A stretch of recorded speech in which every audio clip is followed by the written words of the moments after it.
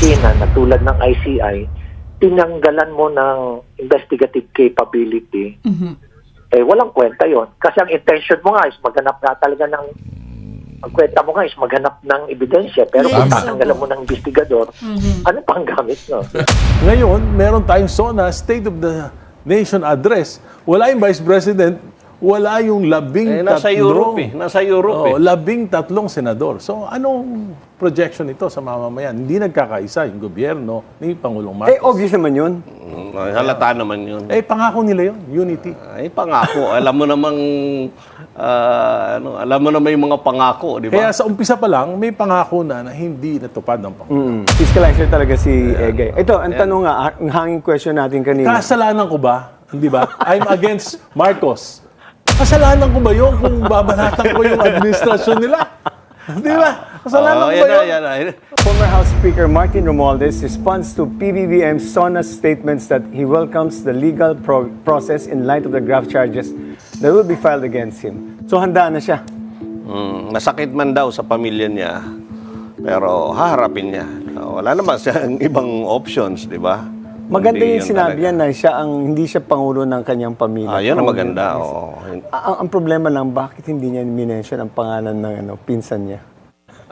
Siguro, Siguro alam na rin siguro lahat na sinong tinutukoy niya. alam na. Pati siguro, siguro, mga kaibigan niya, hindi raw siya presidente ng mga kaibigan, siguro. Si Saldico, kaibigan niya rin. Di ba? So, siguro yun ang intention niya talaga para general yung statement. Maganda nga yung statement niya na yun. Hindi ako pangulo ng aking pamilya at mga kaibigan. Pangulo ako ng mga Pilipino. Sabi ni John Vic sa show ni, I think sa agenda yata yun, sinabi niya na ang Pangulo mismo ang sumulat ng kanyang State of the Nation. Pero ang sinabi naman sa akin ni Secretary Dave Gomez, nagpadala sila ng draft, tapos si Presidente na ang gumalaw nun. So wala silang, in fact, when we interviewed him here, hindi nila alam kung ano nangyari sa draft. So maybe last minute, pinatawag yung mga speechwriters. Ang dami speechwriters na bata, by the way. Oo. May grupo talaga sila dyan. May team sila sa PMS, actually. Yun ang pagkakalam ko na nagcraft ng mga speeches ng Pangulo. Kahit sa other engagements niya. Ano ba yung complaint na iniimbestiga si Speaker Romualdez? Ano lang ba? Draft charges? Hindi, nandun. Hindi Wala pa plunder? Kasi kasama yung plunder. Etc. Wala. Open-ended yung ano dun sa PI, sa preliminary investigation. No? So, open-ended. So, siguro ayaw ng Pangulo na i-touch na yon dahil gumugulong na nga yung mga investigations ng ombudsman. So, ayun ang tingin ko lang dyan. Kaya hindi na siya nagpalalim doon. Although, marami ako narinig ng mga comments na dapat diniinan niya talaga itong issue ng corruption. At Si saka, PBBM. yes, ng Pangulo sa speech niya. Pero siguro nga, dahil last year, diniinan niya na yan at gumugulong na yung hustisya, siguro, pagkakaalam niya, dito na ako sa other agenda ng ating bansa. You know, several months ago, nag-usap, ang tingin talaga ng taong bayan, and in the interviews, talagang kailangan managot yung mga mastermind. And talagang nakikita talaga ng taong bayan, ang mastermind, si Saldico at saka si former Speaker Martin Romualdez. Siguro, this is also an acknowledgement of what the people know. At least inadmit na rin ni Pangulong Bongbong Marcos na kailangan talaga ma-mention talaga si Speaker Martin Romualdez. Although, ang kaso nga, hindi daw walang plunder. Graph lang kasi ang balita mahina ang evidence against the former speaker on plunder. So yun yung yata. Well, depende pa rin yan sa kalalabasan ng preliminary investigation, di ba? Depende yan sa ebidensya na makakakalap nila. Depende sa... Kasi yung nakita ko yung series ng politiko at saka bilyonaryo, yung series. Antitindi ng mga information na nandun, di ba? Yung money laundering, mayroong pang malaking PR agency ng American PR agency na parang connected pa kay ambassador to the US. Pero iba yung iba yung sagot ni Speaker Martin ngayon sa video niya. Yung unang labas ng video parang nananakot parang I will not go down alone. But this time around, sabi niya na ito nangyari, I will face the music. No? So, hindi ngayon nagbanta. Palagi ko maganda nga yung naging ano niya eh. Maganda nga naging parang response niya. Sa tingin ko lang dahil yabi, masakit man sa amin, pamilya, pero harapin ko ito. Mas maganda yung kaysa yung combatant ka eh. Correct. Di ba? Anyway, also noted by the spokes, 7 minority senators, including the president's sister, Amy Marcos, did not attend the SONA. Siyempre, statement yun, siyempre. Sa dami ng taon na politiko ka, congressman ka, Ben, how often is this the first time na maraming senador na hindi nag-attend ng SONA? Parang. Kasi it's our obligation eh. It's the obligation of all congressmen and the senators because it's mandated by the Constitution, di ba? State of the Nation address. Pero siyempre, alam mo naman, ngayon, matindi ang politics natin, division. So, they want also to show a statement. Siguro nga, I don't know, wala pa silang statement kung bakit sila hindi nag-attend. Today yata ang kontrasona ni Senator Alan Cayetano. Although hindi naman compulsory na mag-attend, pero siguro that is the only time that the President appears before the legislative branch. Kaya siguro sana may ganung kortesiya. Pero marami mga gimmick eh. One time yung sa SONA ni Pinoy, sila Nery Colmenares nag-walk out. Di ba? Kanya-kanyang gimmick yan eh. So, Kanya-kanyang style to show your sentiments on this SONA. pero si Senator Camille Villar nag-attend. Nag-attend. Pero Anong basa mo ron? si Mark naman, hindi. Senator Mark. Anong basa mo ron? Kung anong basa mo. Hindi ko mabasa eh. Hindi mo mabasa. Well, siguro, hindi naman siguro nag-uusap-usap yung mga yan. I'm sure, hindi naman yung kasi, or kung nag-uusap-usap man, sabi ni Senator Camille, gusto ko ba umattend? Gusto kong pakinggan siya. Buti nga yung panauhin natin na magbibigay ng kontrasona ngayon, nag-attend eh. Di ba? Oo, hindi. Mag-attend talaga to dahil kailangan niyang mag-attend. Otherwise, wala siyang basis ang kanyang kontrasona. Pero alam mo, kahit na nga hindi mandatory siya, the absence of the senators carries you with a political symbolism. Yes, it's a statement. They want to make a statement actually. Although, diba? sinabi ni Pangulo doon na walang politika di ba? Parang everybody should be united when it comes to the West Philippine Sea issue naman. And other issues, di ba? Sinabi niya, sama-sama tayo dito. Lahat. Maganda nga yung niya, lalo na yung sa West Philippine Sea issue, maganda rin yung na doon, yung projection na doon. Although ang dami nga niyang na-mention pa sa no. Alam mo, Sec Edwin, hindi pa nagawa to ng Pangulo eh, ng kahit sino Pangulo.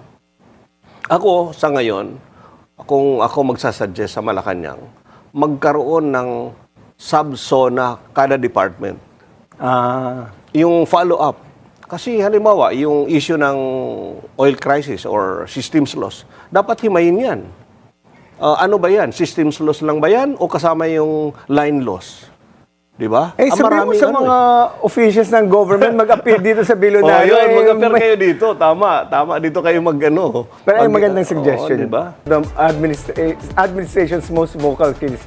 Kaya nga ito natanggal sa deputy minority. Senior, natanggal sa senior deputy minority leader. Join us in the discussion of the President's Fifth SONA is one of the most vocal critics of the Marcos administration. Our good friend, Caloocan City 2nd Representative, Congressman Egay Erice. And what? Yan, on my future senator, independent. Dadagdagan pa yung kulang ang kaalaman sa Senado. Sino tinutukoy mo? Sino tinutukoy mo doon? Madadagdag ka.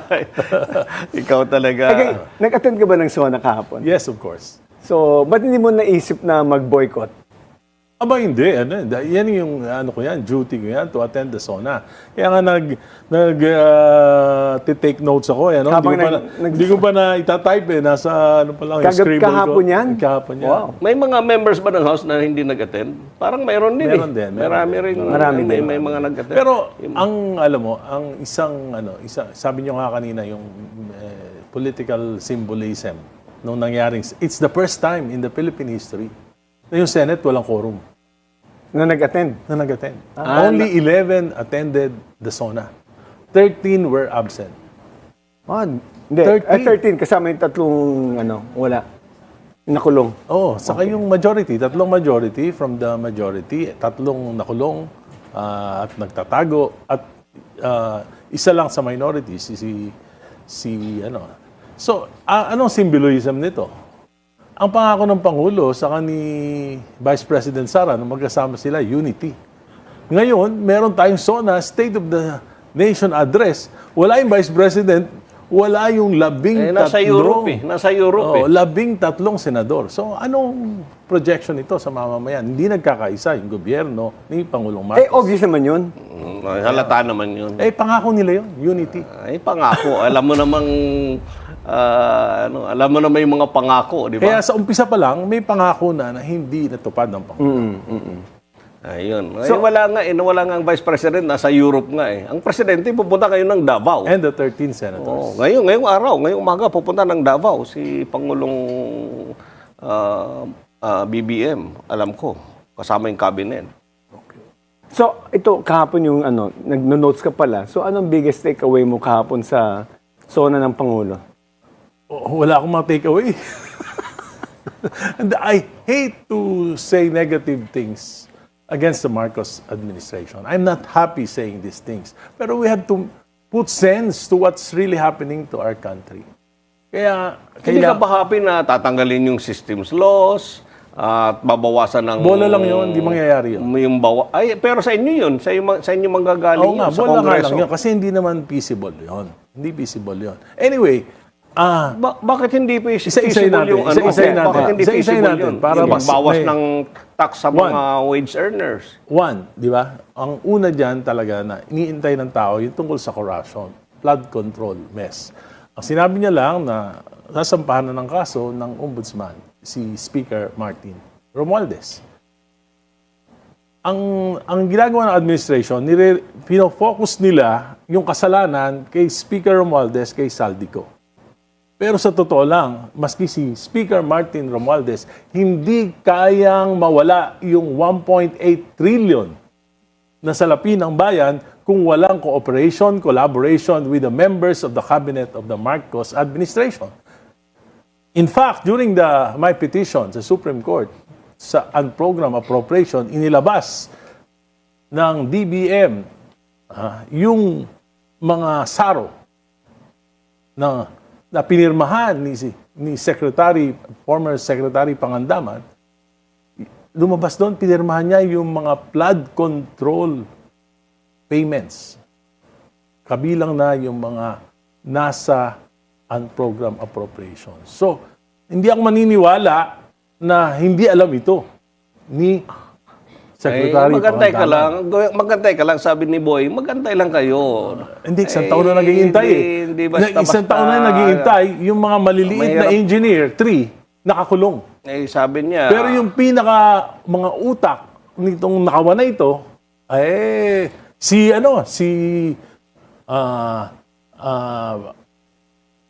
pangalan nito, nawala tuloy sa Saldico. Hindi lang si Saldico. Sino? Sino? Si Bernardo. Bernardo, si Bernardo. Including the engineer. Si Alcantara. Alcantara. Nasa bahay nila nagpapasarap. Samantalang yung mga tao nila na inutusan lang nila. Sila Bryce.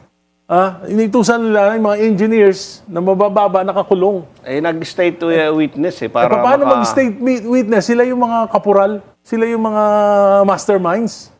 Hindi mangyayari ito kung wala sila. Pero alam naman natin, di ba, na si Saldico, parang inamin na niya, di ba, meron siyang video at dinadawit niya yata si Speaker Martin. So alam Hindi na lang, ng tao. pati si Presidente dinadawit niya eh. Pero yung punto doon is, pero ang kausap kasi talaga ni Saldico, si Martin, di ba? Sila yung magkasama dito.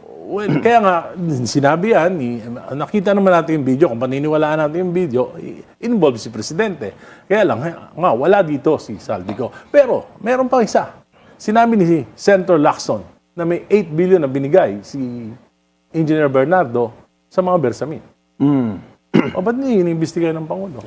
Titingnan natin yan. Sa ombudsman na yan, ang tingin ko. Ombudsman na yan. Sabi ng Pangulo, imbestigahan ng ICI para malaman ang punot dulo. Sinabi niya, itong sinabi niya eksakto. Eh, tapos na yung ICA. Nagkaroon, wala na eh. sinabi niya kahapon, malawakan at malalimang investigasyon ang kanilang ginawa. Ni walang report yung ICI. Wala bang binigay sa Walang ombudsman? report. Alam Walang ko, report. nag-turnover sila sa Pero ombudsman. yung mga mamamayan, kaya niya independent commission para malaman ng mga mamamayan, maging transparent sa mga mamamayang Pilipino na nangyari dito, dapat may report. Wala eh. Alam ko may report mas sila. importante sa prosecution, kaysa sa prosecution ng mga nagkasala dito, ay kung ano yung nangyari na kalokohan na ito upang maiwasan na. Pero walang report hanggang umalis na si Secretary Babe Singson, hanggang umalis na si Mrs. Babae. Fajardo. Wala silang report. Pumirma ba sila sa mga findings nila? Hindi natin alam kung pumirma. Hindi natin alam kung may Hindi report. natin alam. Pero ang alam ko lang, may tinurn-out, may Turn sinabit sila over ng mga reports. nung naiwan. Pero, bakit pa nagkaroon ng commission kung wala Pero man lang ang report? sa akin naman dyan, Guy,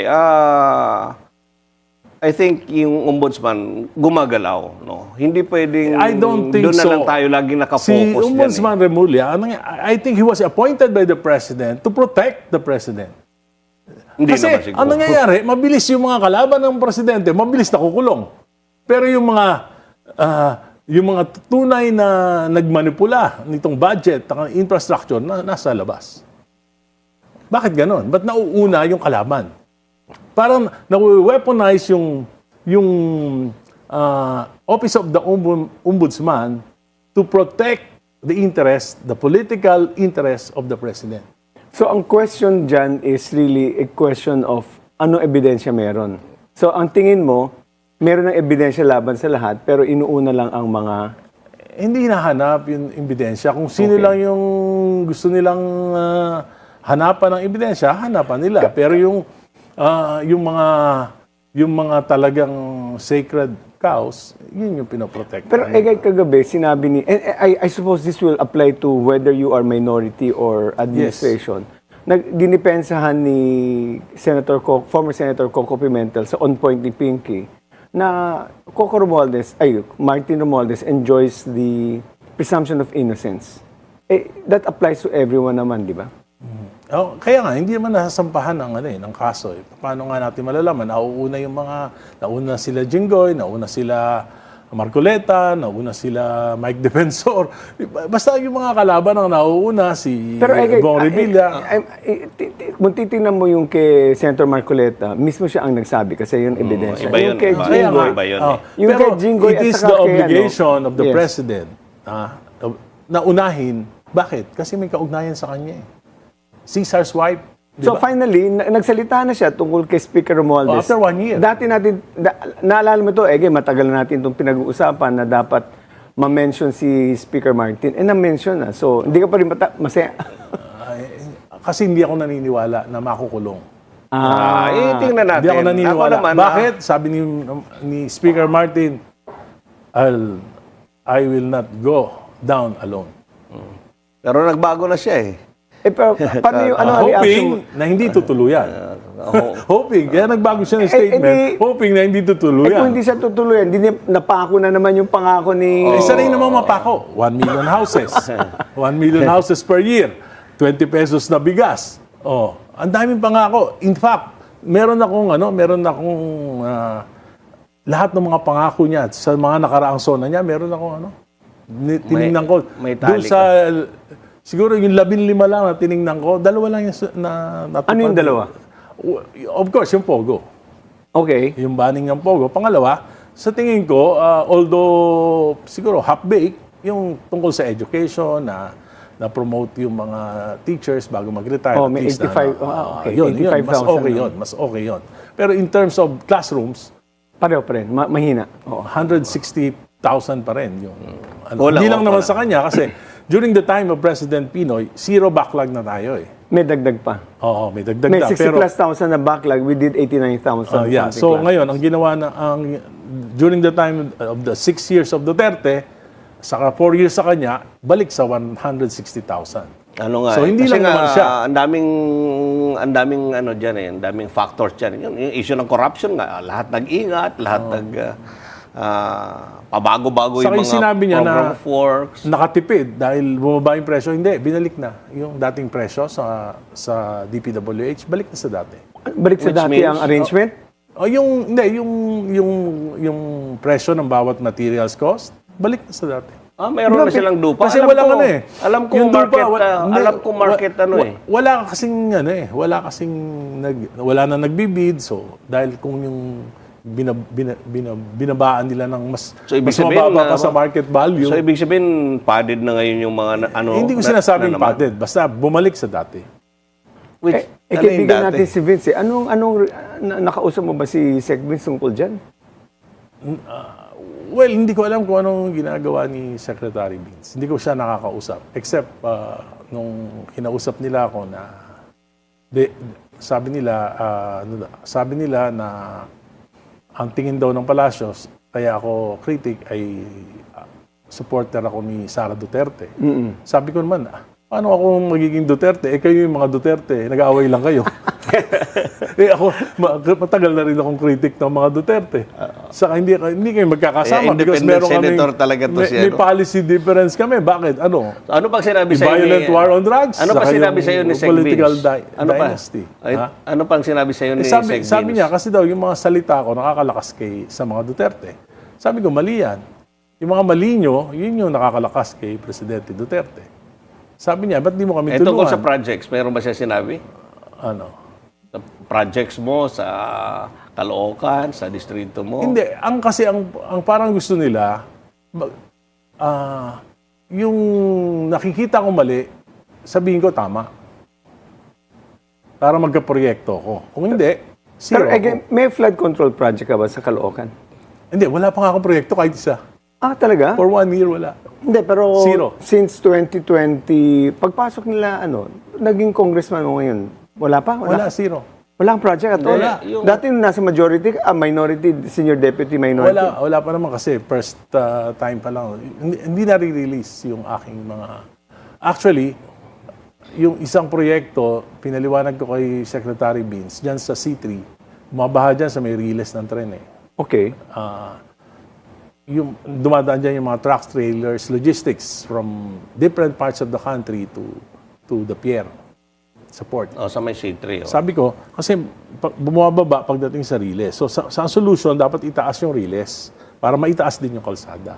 So napondohan yon sa pamamagitan ng 2026 national budget. Hindi nila ni-release yung sarong. Hindi so pa ngayong nare-release. tagulan, edi Baha na. hundreds of millions in trade ang mawawala sa Pilipinas. Dapat Because of politics. Wait, dahil sa ikaw ang nandoon, Oh, kaya yes, hindi yes, nila yes. nilalabas Because of ang saro? politics. Because of dahil politics. perceived na critic ka. Yes. Sabi nga ni Secretary Vince, sisiruhin niya daw ako. Sabi niya? Sinabi niya. Sabi ko nga, ano ka ba? Secretary o politiko? Ano sabi niya? Hindi. Yun ang sasabihin ko sa budget hearing. I-erase mo kasi lalabas na sa ano. Scoop yan dito. Hindi ko rin alam yan. Oo. So ano ang tingin mo sa kaso na ang tinitinan ng ombudsman kasi graft charges lang at hindi plunder. Sang-ayon ka ba dun sa Basta ang possible sabi ni crime? Presidente, pakukulong niya. Maya naman kayo, pakukulong niya. At hindi naman mangyayari itong budget and infrastructure anomalies na to without the Speaker, without the Senate President, and without the cooperation of members of the Cabinet. Pero ano yung mga sino alam mo mga contractors na isusunod daw sa ombudsman? May balita ka ba? Nauna na si Congressman Jojo Ang. Well, yun na nga eh. Matunog si Congressman Guardiola, yung pangalan ng parating matunog. Pero I think yung mga ifa-file sa kanila yung pwedeng mag-bail. Pero sa tingin mo ba itong mga contractors dapat talagang kasuhan? Pag kinasuhan sila, may possibility, especially kung ikukulong sila, na magtuturo sila. Correct. At pag nagturo sila, baka umabot hanggang sa pinakamataas. Kaya mahirap. Mahirap palagay ko. I don't think that may makukulong pa na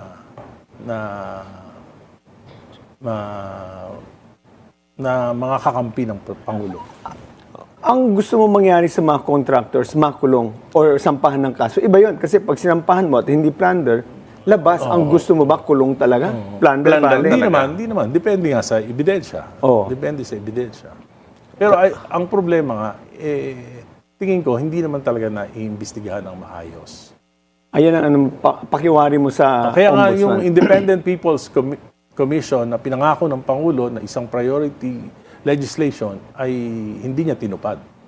Nasa inyo yun, nasa Congress yun Pinasa namin, pero siyempre... Nasaan ngayon? Nasa Senate. Pero yung Pangulo, kung sabi niya, ipasa niyo yan.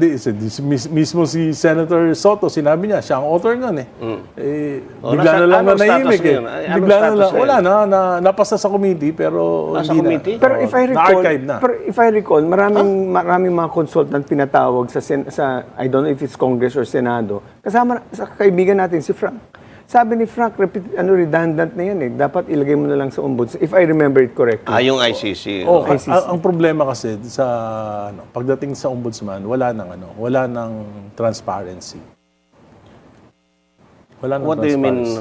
Mahirap Of naman course. siguro yun. Kasi wala nang transparency, especially na yung ombudsman natin was alam naman natin na cabinet secretary ni Dati. BBM dati, tapos siya nilagay doon. So, sa tingin ko walang transparency. pero wala tayong magagawa dyan. Wala Dahil naman lahat ng tayong ombudsman, magagawa. presidential appointees Pero tanong natin, yung mga economic gains na sinabi ni Pangulo Marcos, ano doon ang nararamdaman na, unang-una naniniwala ka ba, pangalawa, kung meron kang maalala mga economic gains, nararamdaman ba ng mga Pilipino? Well, paano mararamdaman? Ang mga binanggit niya yung mga, parang mga band-aid solutions, ayuda, the same thing. Saka, yung mga micro yung mga binanggit niya, mga piecemeal na mga accomplishments like 6,000 na employ out of the millions of unemployed, di ba? So, pero sandali, yung mga tax amnesty, yung maganda yung mga yan. Estate tax. yung tax amnesty, okay na yun, 350,000 pesos. Yung mga may utang sa DAR, Okay yung mga naman ganun, yan. Wala namang SSS, problema. GSIS, Wala namang and problema. others. Wala namang, Kasi okay yung naman tama yun sa ordinary Filipinos Pero sa tingin ko, yung macroeconomic, dyan tayo nagkakaroon ng... Tulad ng ano? For example, ano yung plano niya para ibaba yung inflation? Okay. Pinakamataas yung sa Asia yung inflation rate sa Pilipinas. Pangalawa, anong plano niya para makahabol yung GDP? Ang projections for the last 4 years, bagsak, hindi natin naabot yung projection. Ang last quarter, first quarter, 2.8% ng GDP. Ang second quarter, 3%. Ngayong second quarter, 2.8%. Lalabas sa August, itong third quarter. Ang projection ng mga experts, mga nasa 1.4 to 2.6 Ang inflation? ang GDP natin. Ang GDP. For the Pero third quarter. akala ko sa third quarter naglalabas na ng pera for public infra sa DPWH. Hindi ko alam, pero yan yung projection. So, ibig sabihin, ano yung plano niya pang matagalan? In the next 2 years, para iangat natin yung GDP, ibaba natin yung inflation. Pagkatapos, ang rate ng pag-utang natin, 9 to 10% a year. Ibig sabihin, umuutang tayo para sa mga proyekto na mag-aangat na ekonomiya natin, pero ang taas ng pagtaas ng utang natin, pero ang baba naman Yan ang ng growth natin. sinasabi ko, dapat mga economic managers magpaliwanag dyan. yan, di ba? Yan yung- Yan ang mga subsona. Pero anyway, ito, sa ano din, ito direct sa mamamayan, sa simpleng tao, yung guarantee letter. Okay, sanay kayo dyan. kayo mga sanay dati. kayo dyan, mga congressman. Sabi niya, hindi na kayo lalapit sa mga politiko dahil nandyan na, may portal, may e-gov, etc. And, yung Agree ka ba doon? Agree ka ba Tanggalin doon ng na- guarantee letters? ang problema ko lang dyan yung absorptive capacity ng Department of Health para makapag-reach out sa mga nangangailangan. So, sa'yo, parang mahalaga pa rin ang guarantee letters. Mahalaga pa rin. So, ayaw mong tanggalin kasi kayo ang lumalapit ng taong bayan sa mga kanilang mga kinatawan. Yes, of course. Even the local governments, malapit sila sa national Lalo na government. sa local government. Sa national government, tingin ko walang absorptive capacity. Ang DOH. ang DOH para maserbisyohan lahat ng mga So dapat i-farm out sa ano. tama. Okay. Sa Bukod pa diyan, yung hindi lang 'yan yung pagtaas ng yung pagbaba ng pesos. Anong plano? Yan. 'Di ba? Actually, marami talaga. Yan yung mga Sa nakikita economy. ko na hindi diniscuss ng Pangulo. Pero on the other hand, marami rin naman factors yan. Yung Maraming factors crisis yan. sa Iran. Anyway. Ang sabi ni Pangulo, we will not yield on the West Philippine Sea issue. How crucial is this to the Philippine Coast Guard and the AFP? But before you answer, the spokes will return after this short break.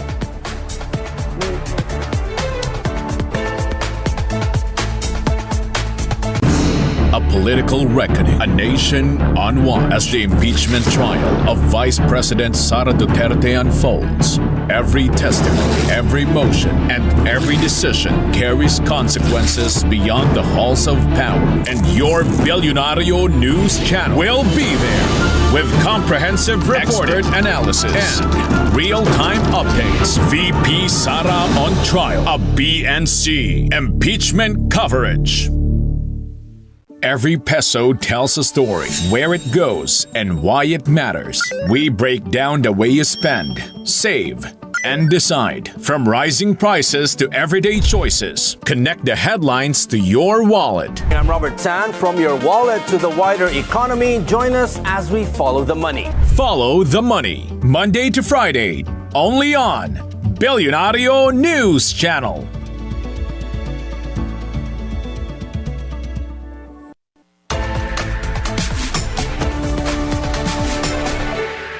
And the spokes is back, still with Congressman Egay Elise.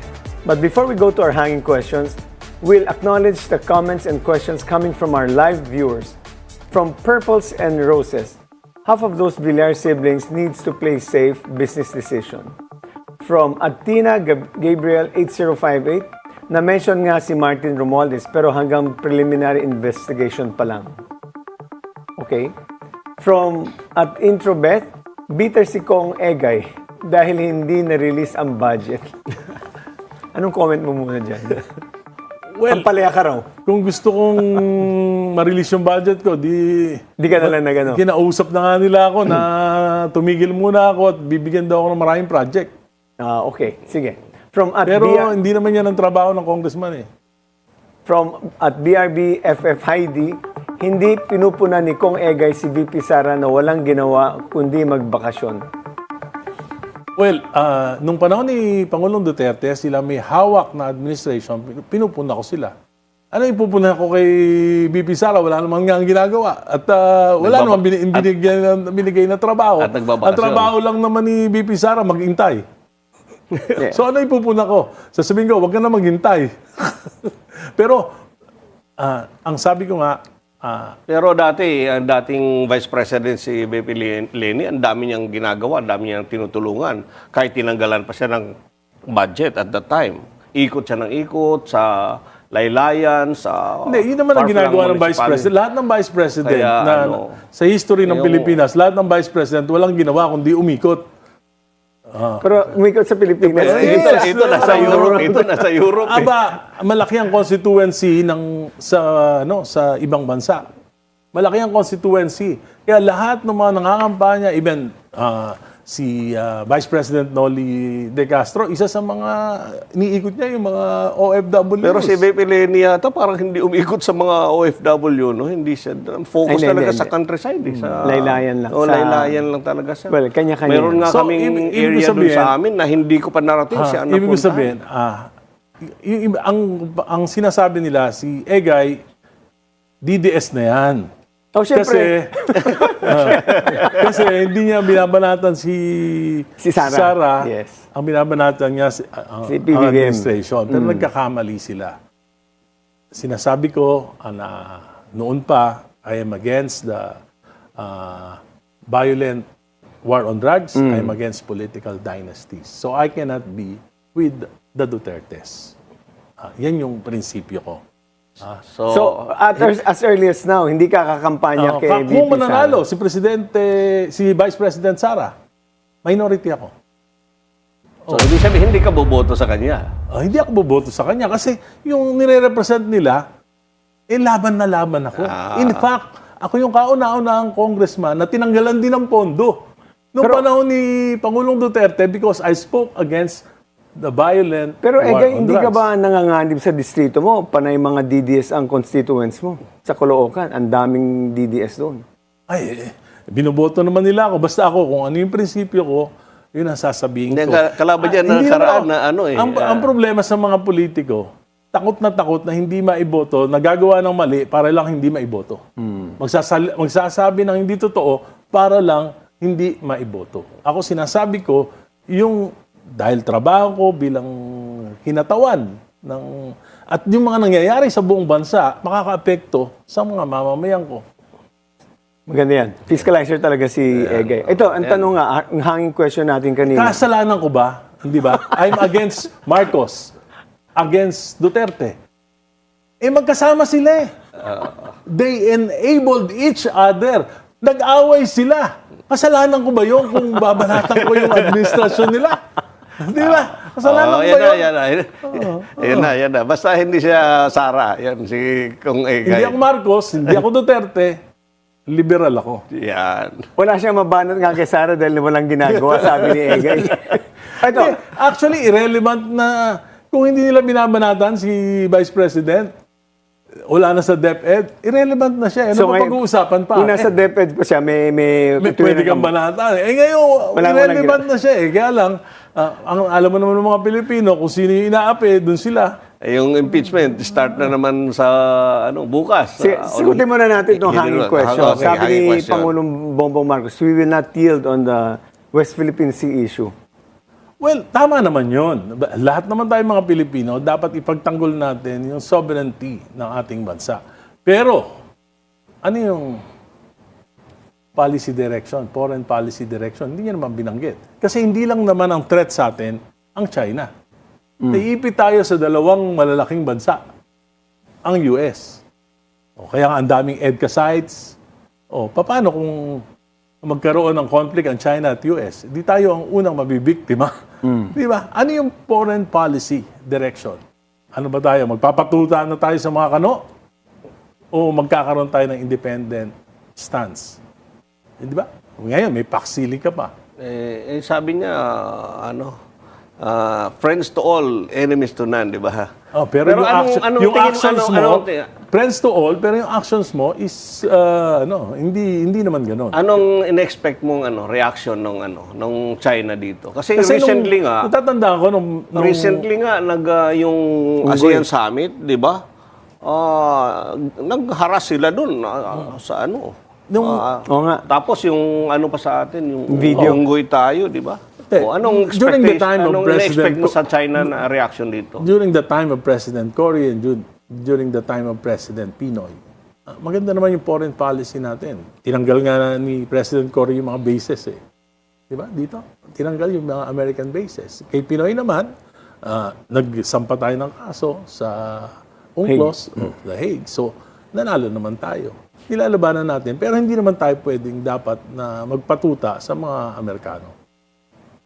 So anong sa tingin mo ang dapat gawin ng administration to defend our sovereignty? Well, tuloy-tuloy lang yung ating UNCLOS. Nanalo naman tayo din. Tuloy-tuloy lang tayo. Pero Egay, it's so difficult to say an independent foreign policy because we're dealing with a bully and a superpower. So Yes. you need another... Both are bullies, China and US. But unlike the US, and I'm not defending, it's a reality that the Chinese are intruding into our waters. Ang interest naman ng Amerikano is freedom of navigation. Yan din ang sinasabi ni Pinoy. So, you cannot help but have other foreign countries come to our aid. Whether it's not just the US, Australia, nagkakaroon tayo ng maraming mga exercises, di ba? Kaya dapat linawin nga ng ating Pangulo, ano ba yung foreign policy direction natin when it comes to China and when it comes to the US? Okay. So, ang sabi ni Pangulong Bongbong Marcos that he hopes that the history will be kinder to him after his term.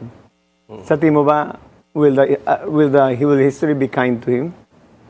Well, yung mga pangako niya, doon naman masusukat yan sa mga pangako niya na napatupad niya. Pero ang 2 years pinakamalaking, pa, 2 years pa, Egay, kaya pa ba?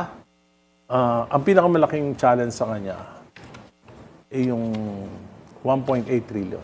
Hindi maliit yun. Hindi na maliit na halaga yun na nasayang, nawala.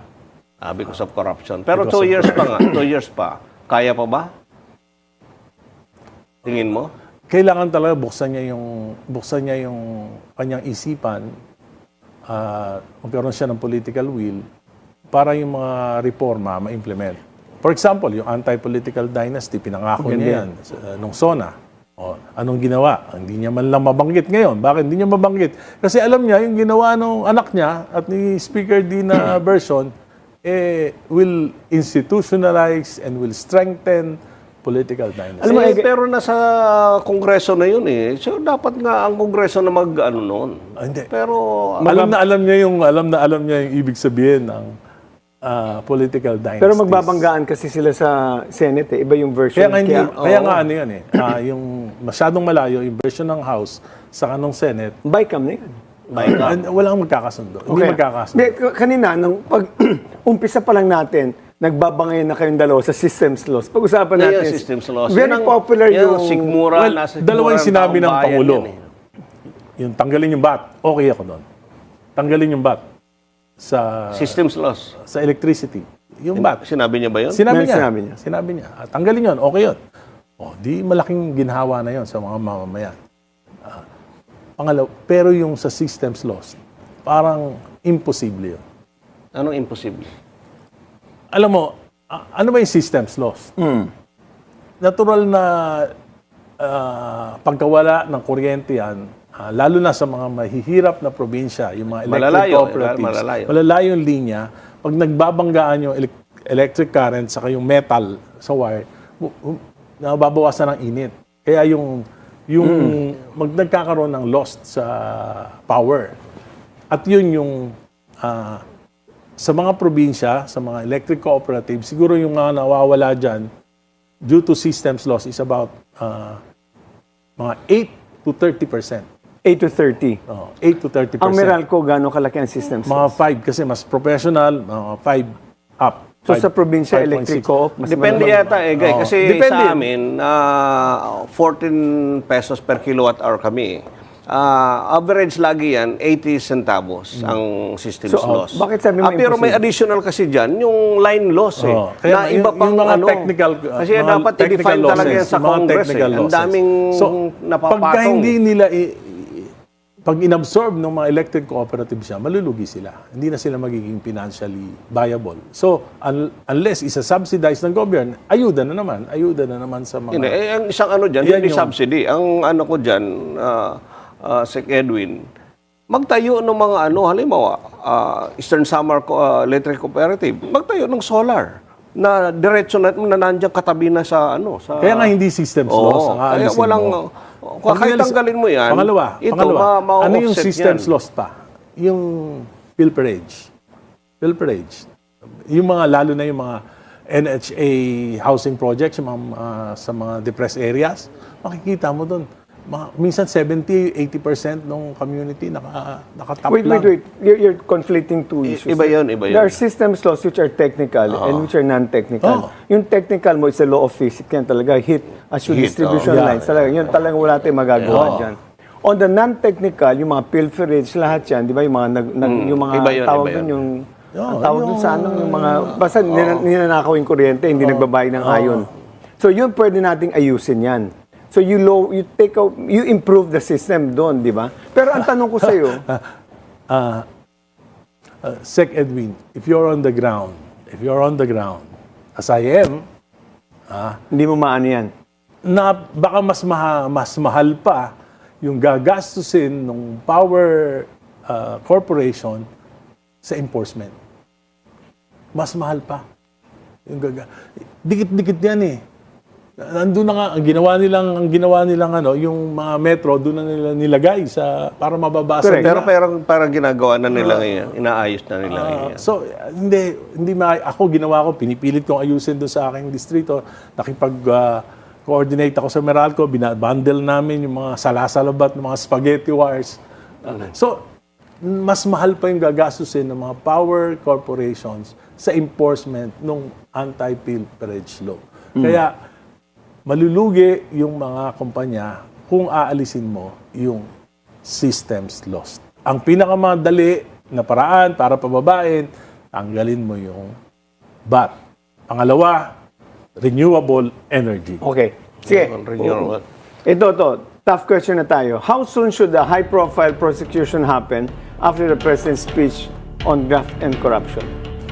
Well, nung si Ombudsman Boying, pag sinabi niya, next week, may makukulong. Pagkakalaban. Eh ngayon, may sinabi si Presidente. Dapat dyan, 1, 2 weeks, 3 weeks, pinakamatagal na. Anong tingin mong kontrasona ni Senator Alan na mamayang hapon?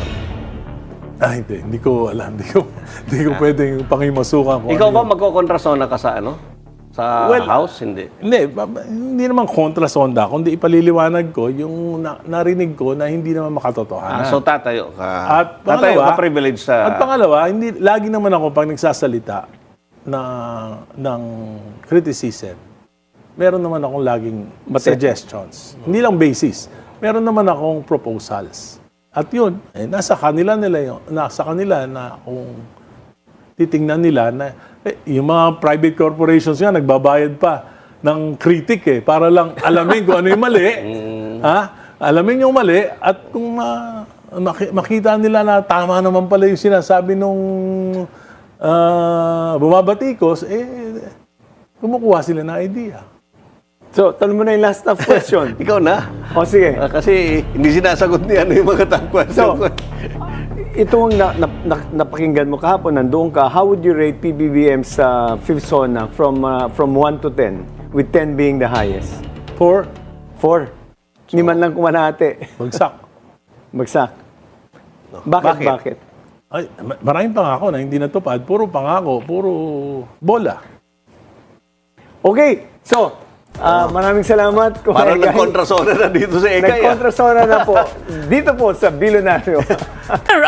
Kunan namin muna kayo ng inyong pananaw, reaksyon sa katatapos na sona ng Pangulo kahapon. Nabigyang daan niya yung usapin ng katiwalian sa bansa? Mayor? Yes, Laila, oo. In fact, yun ang pinakaunang kanya topic niya, no? Part ng kanyang speech yung tungkol sa mga katiwalian sa ating bansa. Isa ko kayo sa, kung di ako nagkakamali, Glenn, naging opisyal doon sa ICI na binuo noon. Kaya lang may mga ilang concern si Mayor at hindi na rin siya nagtuloy doon. Ano bang nangyari doon sa Mayor, investigasyon at resulta nung mga sinagawa ninyong pagsisiyasat sa mga flood control projects sa iba't ibang mga lugar sa bansa? Well, alam mo, Laila and Glenn, 2 weeks lang ako doon. Ano? Oo nga po At nung naumpisaan ko na yung investigation, kasi nga, ang designation ko doon was investigator and special advisor. Yes. Siguro nung lumalalim na yung aking investigasyon at yung mga nakikita, siguro may natataranta. Kaya on the 10th day, biglang nag-announce si Yusek Castro na hindi na ako investigador, special advisor na lang. Kaya kung ganun din lang ang aking role, minabuti ko na mag-resign kasi wala na akong kwenta doon. I don't add value anymore to the mission and function ng ICI. Tama, At doon ba sa pag-imbestiga mo, Mayor, lumulutang na bang pangalang Speaker Martin Romualdez? Kasi kahapon binanggit ito ni Pangulo, pero hindi niya binanggit ang pangalan, binanggit niya lang dating Speaker. Pero doon sa pag-imbestiga mo, talaga pag-imbestiga, lumutang na talaga ang Martin Romualdez na isa sa mga arkitekto sa flood control scam na ito. Yes, consistent yan. Yung pangalan niya is very consistent. Okay. Pangalan ni former Speaker Romualdez. Okay. Yan, sila Saldico, Garjola, at yung mga iba pang congressman dyan sa iba't ibang lugar. Bulacan, Contractor dyan kung tawagin? sa Mindoro, Contractor sila, dyan contractor. sa Davao Occidental, gano'n. Oo. Okay. Marami halos lahat ng sa mga nakikita naming mga dokumento, halos lahat ng lugar dito sa Pilipinas, halos pinakialaman ng nagkaroon ng anomalya at kalimitan, kasabwat, siyempre yung mga mambabatas. Unfortunately, yung mga mambabatas hindi pumipirma. Nangongolekta lang. Yes. Nangongolekta lang. Oo. Hindi pumipirma. Nagmamaleta lang. So paano yun, Mayor? Paano natin mapapatunayan ngayon kung sa gagawing mga pagdinig, kung sakali mang mabubuksang muli itong mga pagsisiyasat tungkol sa mga flood control project? Kung walang pirma, sino ang maaring Habulin. madidiin dito? Mahirap talaga, challenge. Pero isang paraan dyan is talagang kasuhan yung mga kontraktor, kasuhan din yung mga DPWH, kasuhan yung ikulong at kaikulong silang lahat.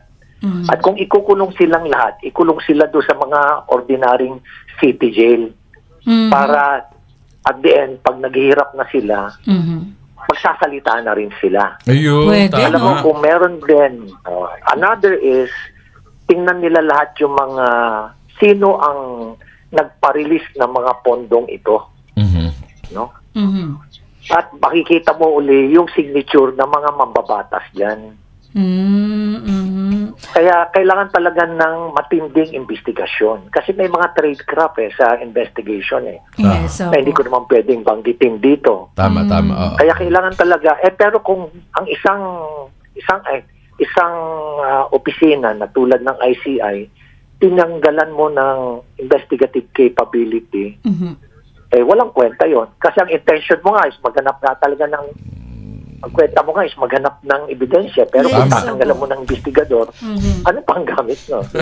At actually, in the end, nung ginagawang pag-imbestiga, parang na-dissolve din. At sabi natapos na yung naging function ng ICI, Mayor. Ganun nga yun nangyari. Kaya kung titingnan mo yung mga cases, Apo. o kaya yung mga dokumentong na i-prepare ng ICI, puro referral. Puro referral lang. Hindi siya complete case investigation report. Na dapat, ganun sana ang ginawa ng ICI. Kung meron siyang, kung hindi tinanggalan ng investigative capability. Apo. Kayo ba, Mayor, naniniwala na binanggit nyo kanina nga na consistent na sa pag-imbestiga, lumulutang ang pangalang Martin Romualdez, Saldico, Congressman Garjola. Kayo ba'y naniniwala na sila talaga yung pinaka-top level ng nakawang ito at walang kinalaman ng Malacanang dito? Or hindi sila gagalaw, sila Speaker Martin Romualdez, si Saldico at yung iba pa, kung walang go signal ng mas mataas sa kanila? Well, siguro maganda siguro kung ang ipapatawag dyan sila former USEC Adrian Bersamin. Tama. O kaya sila Pandaman. former USEC Trajib Olaivar. Apo. At siyempre yung ating DBM din, Secretary. Pandaman, opo. At at iba pa. Iba pa. No? Kasi kung naman yan it is a public knowledge. Kaya lang, unfortunately, nobody would like to talk about it because it is an inconvenient truth. Oh, yes. Pansin ko din yun Mayor. Imagine, ang dating kalihim ng Department of Budget and Management and even yung ating dating Executive Secretary ay biglang nga napalitan during na ginagawa ang investigation ng ICI. Yes. Alam mo, isang matinding dokumento na kung makukuha mo talaga yung original copy niyan, ito yung raw files nung ginawa ni Cabral. Kasi yung nasa akin is a 19-page file na nagpapakita lang ng mga pondo na inalat sa mga legislative districts, sa mga congressman. Hindi kasali yung mga party list, hindi rin kasali yung mga senator, hindi rin kasali yung mga ibang mga cabinet secretaries, at mga codes yun. Kung makuha nila, kung makuha yung original na document nun, matibay din na ebidensya, at at the same time, hindi siguro siya muna matatawag na material evidence, pero napakagandang lead yun for the investigators. Na yung document ba na yan, Mayor, hawak ni dating Yusek. officer o Yusek Cabral? Siyang nag-prepare nun eh. Kasi nung kinonfront ko siya, nanginginig nga siya eh. 2 days before I resigned, I confronted si Miss Cabral during the hearing or interview ng ICI. At talaga doon, nanginig siya. Nanginig siya ng husto doon. Siguro nag-iisip siya, bakit meron akong kopya. Pero yun na sa akin, kung na yun derivative na yun Di pa yun yung original? Kung makuha mo yung raw file, ang daming information doon sa raw file na yun. I saw it I saw the raw file. Yes, oo. But I don't have the original copy. Yan ba yung copy rin, kapareha doon sa kopya na hawak ngayon, kung di ako nagkakamali at di pa nailalabas lahat, ni Congressman Leviste? Leandro Leviste? Tama. Same pa po yan? Most probably. Most probably, he has a copy. Pero until now, hindi pa ito na ilalabas. Mukhang nag-aantay lang ng tamang panahon ang ating isang mambabatas dyan sa Kamara, Mayor. Kasi pag nilabas mo yan, mahahaluan ng politika yung impeachment. Sabihin na arm twisting, o kaya maraming isyong ilalabas. Kaya mas mabuti na separate siya para hindi siya maisama doon sa impeachment. At syempre, yung issue pa dyan sa loob ng Senado ngayon. Kaya not the right time na ilabas muna. Okay. So, kung ating mapapansin dito, Mayor, parang ipinauubayan na ni Pangulong Marcos ang pag-imbestiga sa ombudsman. So, para bang hindi na mag-imbestiga ba ito, Blue Ribbon? Tapos, maging nga po sa Kongreso, sinabi mismo ni Congressman Sandro Marcos, hindi na dapat po muling buksan po sa Kamara yung investigasyon po sa flood control scandal. So, sabihin ba, kailangan, para bang gusto ipaiwatag dito ni mismo na Pangulo na, dyan po sa Senado, dyan sa Kongreso, wag na kayo mag-imbestiga, ang ombudsman ng bahala? Well, alam mo, sa akin pananaw, talagang hindi naman talaga sila pwede ang mag-imbestiga. Okay. Paano mo i-imbestigahan yung sarili mo? Kumbaga, yung kriminal, siya mismo mag-imbestiga na sarili niya. Opo. Diba? Oo nga. Kaya useless lang, diba? Kaya lang, kung ipapaubayan mo lahat sa ombudsman, hindi kakayanin. Oo nga. Sa dami ng kaso niya, So, kailangan mo talaga ng tulong ng PNP lahat. Dapat merong talagang isang malakihang directive coming from the President na I want, yung kumbaga yung resulta, konkretong action at measurable yung resulta. Let us say, I want for the next 3 months, I want 1,000 cases to be filed against all those involved in this infrastructure anomaly. Yung 1,000 cases na yan, siguro 1:200% pa lang yan. 1 out of the 200, 1:200 pa lang sa ratio in terms of ratio and proportion. Ganyan karami ang kaso. Kasi kung titingnan mo, siguro baka mahigit 200,000 yung anomalya dyan sa infrastruktura. 1,000 na lang yung Dapat kailangan ganun may numero talaga para at least yun talaga yung target. May kailangan define the target, measurable yung progress, measurable din yung outcome, resulta. Yung naging initial investigation ninyo, Mayor, saang mga lugar ba yung napuntahan ninyo at napansin ninyo talaga na hindi ginawa at nagkaroon ng anomalya sa mga proyekto ng departamento ng DPWH? Well, doon sa mga napuntahan namin, limited lang yan. Diyan sa La Union, diyan La sa Union. Benguet, diyan Yun. sa Davao Occidental. Meron din kaming nakita rin diyan sa Davao City na nakita yung overpriced. Meron kaming nakita sa Ilocos Norte na even inform si Vice Governor Matthew na sarili ng lugar ni Senator Aimee, Meron gumawa pala. pa sila ng kalokohan doon. Yan lang. No, isipin mo, dineclare nila yung isang flood control project na force majeure, act of God. When in fact, nung tinanong ko yung mga tao, sinabi ng mga engineers doon ng DPWH, sir, kasi malakas po yung tubig dito. Hindi nila alam, kinausap ko yung mga nakatira doon. Sir, wala pong katotohanan yun. Wala pong malakas na tubig dito. Grabe, Sabi niya, sa kabila po yun, hindi po rito. Isipin mo, yung mga yun na anomalya. No? Lalo pa kaya kung nakaikot kami mabuti sa Pampanga, Sa Pampanga, marami dyan. kung napuntahan siguro namin lahat ng probinsya, Diyos ko. Lahat siguro may anomalya. Lalo dito sa Bulacan siguro, laging baha dyan at Sa Bulacan, Mayor, Pampanga. Magugulat kayo dyan siguro kung ang pera ng taong bayan, yung mga taxes na binayaran natin, maayos na na-implement dyan sa mga lugar na yan, sa Bulacan, sa Mindoro, para sigurong Clark na yan. Clark City na yan. area, no? Sa laki ng pera. Kaya lang yung mga naging Clark City, yung mga busa na mga magnanakaw na yan. Sa mga mambabatas. At syempre, may mga kasabwat din sila mga local chief executive. Hindi naman natin pwedeng baliwalain. Oo.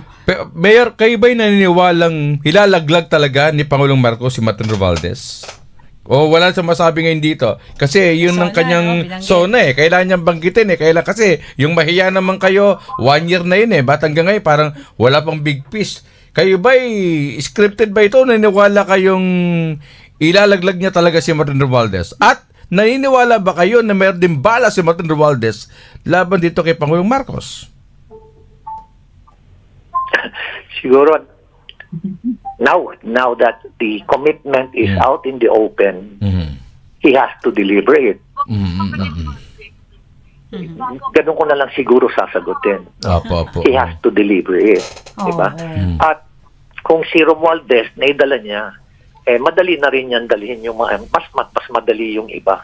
But for the meantime, Opo. habang nangungulek pa sila ng ebidensya laban kay Congressman Romualdez, siguro marami ng kasong na i-file. Kami nga, ang dami nang rin namin na ikasong na i-file na hanggang ngayon pending pa rin.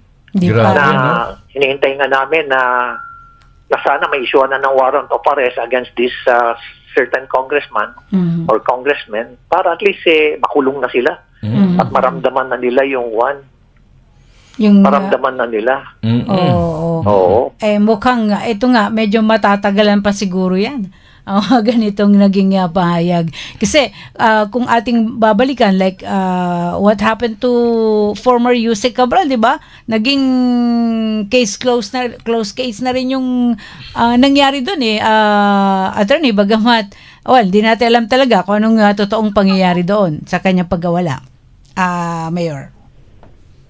Oo nga, sayang yun. Dinala niya sa kanyang hukay yung mga matitinding impormasyon at mga ebidensya. Pero malamang kung na-exploit yun, marami pa sanang nakuhang mga ebidensya doon sa kanyang mga computer, sa kanyang mga dokumento, halos lahat. Kung mabilis sanang umaksyon. Kaya lang, for some reason, mahirap kasi kung walang mga nagdadirect o walang nag-orchestrate. Opo. Anyway, Mayor, Pero may Laya, may tanong ako. yung binanggit nyo kayo na si Congressman Garjola, mukhang talagang malaki yung pasabog dito ni Congressman Leandro Libiste sa kanya, pero parang wala rin naging action sa kanya kasi kitang-kita daw na talagang ang dami niya talagang sangkot sa anomalya sa flood control. Ano kaya nangyari? Kayo ba napatunayan nyo din sa pag-imbestiga nyo? Malibang kay Martin Romualdez ay si Congressman talagang Garjola, malaki rin ang kanyang partisipasyon dito sa flood control? Ay, matindi. Kaya lang, ang gustong-gusto niyang project, yung mga yung mga solar lights, mga ganon. mga aside from yung flood control, yung iba. Kasi, nagagamit sa iba, no? kuminsan, ang nangyayari lang sa kanila, middlemen lang sila eh. Oo. Kasi kukunin ko kay saldi ko ng 15% ang ibibigay ko, ipapasa ko sa ibang congressman ng 25%.